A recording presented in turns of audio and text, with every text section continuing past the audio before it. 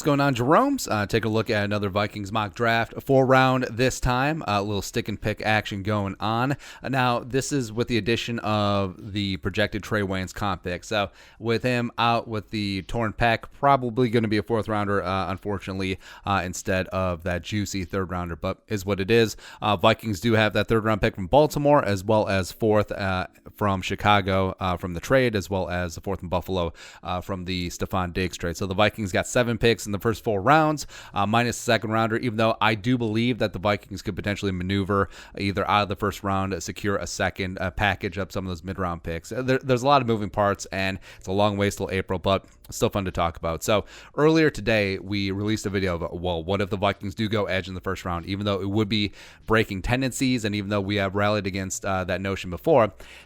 If the Vikings are going to draft towards the end of the 1st round, I think there could be a premium in terms of value of a scarce resource of some of these absolute physical freaks. Because what if you just gave Andre Patterson a 1st round pick as opposed to the mid and late round picks they traditionally gets? I mean, what if we just drop a dude on the defensive line, and yes, Wanham and Afadi and maybe even Brailford and Daniil's back, but yeah, just get another guy who could rush the passer. So we're going to do that.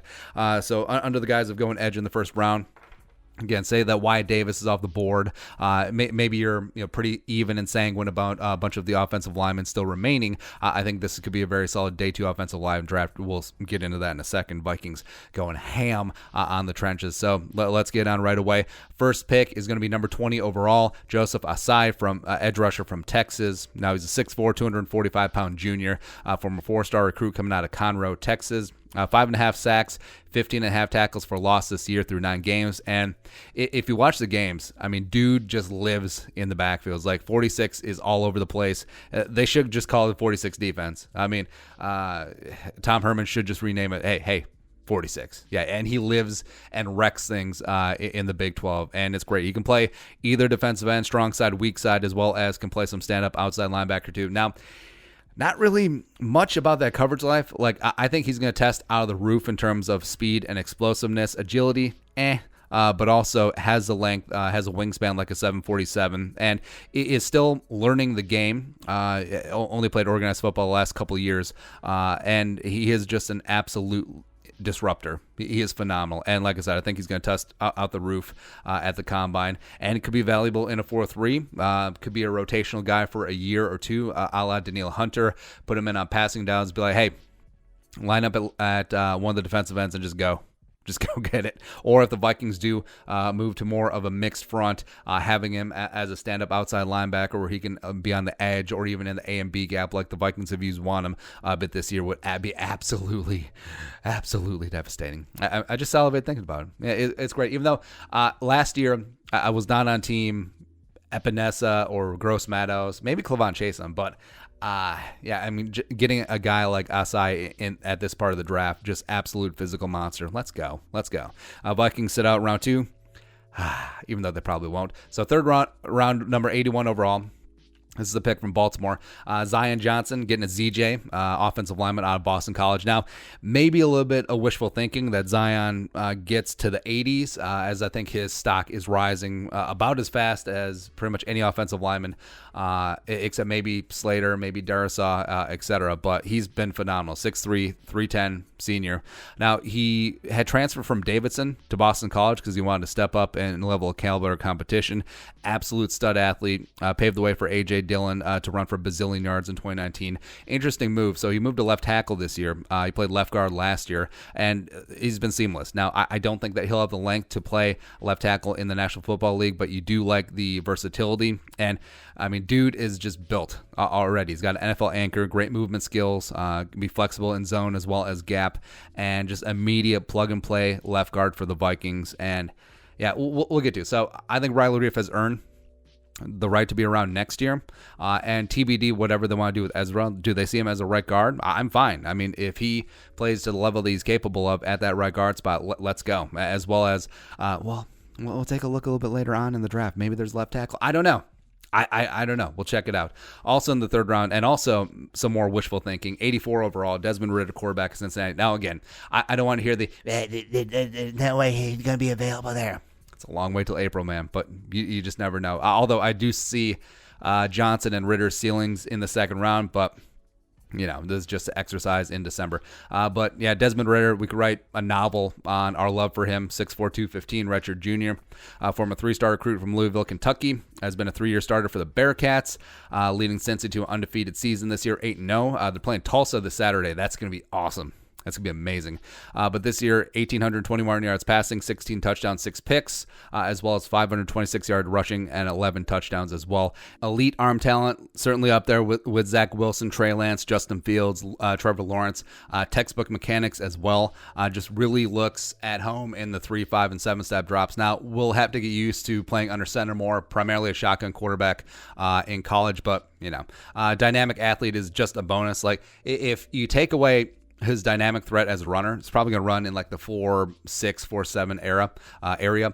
But if you take that away, I mean, he's still a phenomenal quarterback prospect. So that's what I was thinking about when you talk about an athletic quarterback is if you take away his ability to run, like, is he still a viable prospect? Because that's what is going to matter, especially if you see him as a long-term quarterback. And also great off script. In fact, when things get off schedule, like him keeping a play alive, it is Ben Roethlisberger, young Ben Roethlisberger-esque, young Cam Newton-esque, and that does get him in trouble, though, because he simply does not want to give up on a play, which you love that competitiveness, but also he does have to learn how to, just give up. Not every play is the Alamo, but I do like that grittiness to him. So when he does force things, it can be a little bit inconsistent mechanics-wise, can force throws, as evidenced by the 6 picks this year. So, still just an A1 prospect. And if the Vikings are going to roll Kirk Cousins for the next 2 years, which if Kirk plays like he's capable of after the bye, certainly I'm in.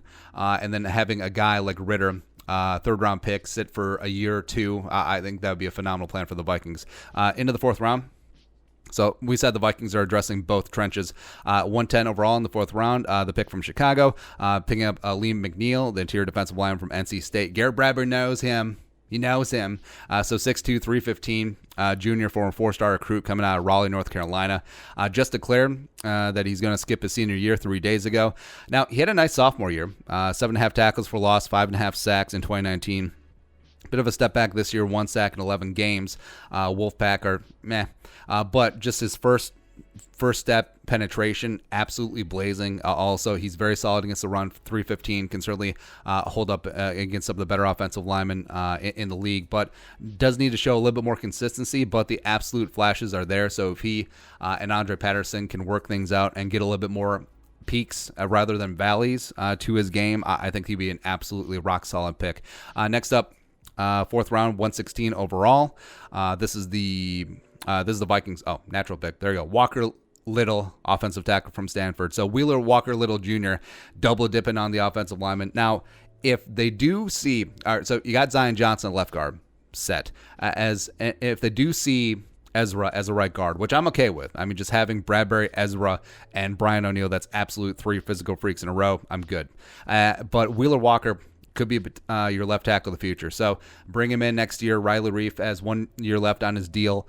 Maybe you put a Band-Aid extension on to help with the cap, but Wheeler Walker Little Jr. Could be the left tackle of the future. Start off as a swing backup, 6 offensive linemen, heavy packages, it's fine. But redshirt senior, 6'7", 320, and man, just absolutely great athleticism and technique, but the reason why he's dropped is he was injured after 1 game in 2019, and then he opted out for 2020, which is going to cause his stock to drop. So basically, he has missed 2 years of football, but the absolute potential is there. The good tape that he put up in 2018, I think that will carry him through the day. I think that will stop his slide in the mid-rounds. So frankly, I think the Vikings get absolute value here, especially as a guy who doesn't necessarily have to start right away. 2 more 4th round picks. So 123. This is the pick from Buffalo from the Diggs trade. Going safety. So hedging your bets with the age of Harrison Smith as well as whatever may happen with Anthony Harris. Well, by draft, you'll know what happens with Anthony Harris, but anyway, but Paris Ford, safety coming out of Pitt, 6 foot, $190, redshirt junior, former 4-star recruit from Pittsburgh, staying home, converted cornerback, and we'll get into why in a sec, but 41 tackles, 3 tackles for loss, 3 picks on the season, also had 3 picks as a redshirt sophomore last year, including a pick 6. Now, he's a little bit on the small side, a little bit on the skinny side, but also you can see why he converted from cornerback. Hips a little bit tight, like his coverage isn't great for a cornerback, but it's good for a safety. And also, he's extremely solid in zone, nice ball hawking skills, high pointing as well, and also an absolute willing tackler. He's able to mix things up as well. Now, he actually kind of reminds me of Anthony Harris. Like he does. Harris is probably a touch better in coverage, but I think that Ford is a little bit more physical. But also, Harris, coming off of that injury, coming in as a UDFA, need to add a lot of weight, and he certainly did. He got in the weight room, ate right, and he added some really solid muscle, and he's damn solid. So I think that could be the playbook for Paris Ford as well. He reminds me of Anthony Harris, reminds me a little bit of a Saint Abdullah, maybe a little bit more edge and tackling. Like he's not quite Sendejo in terms of hitting, but he's certainly in that neighborhood. So I really do like Paris Ford a lot. Lastly, number 126, this is a projected comp pick. Tutu Atwell, wide receiver from Louisville. Yes, that Tutu Atwell. Chartarius Tutu Atwell Jr., yes, son of former Gophers, great Tutu Atwell, phenomenal wide receiver at the U, but 5'9", $165, former 3-star recruit from Miami, absolute blazer.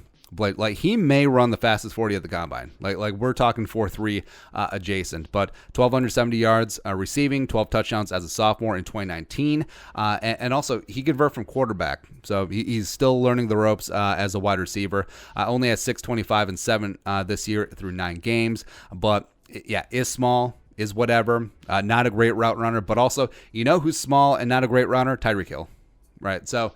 Not every wide receiver coming in needs to run routes like Justin Jefferson and Adam Thielen and Stephon Diggs and Keenan Allen and Nuke Hopkins. No, you can have a guy that is just a one-trick pony, especially a guy who's going to be a wide receiver 3, wide receiver 4. So, hey, Tutu, when you come in, just run deep.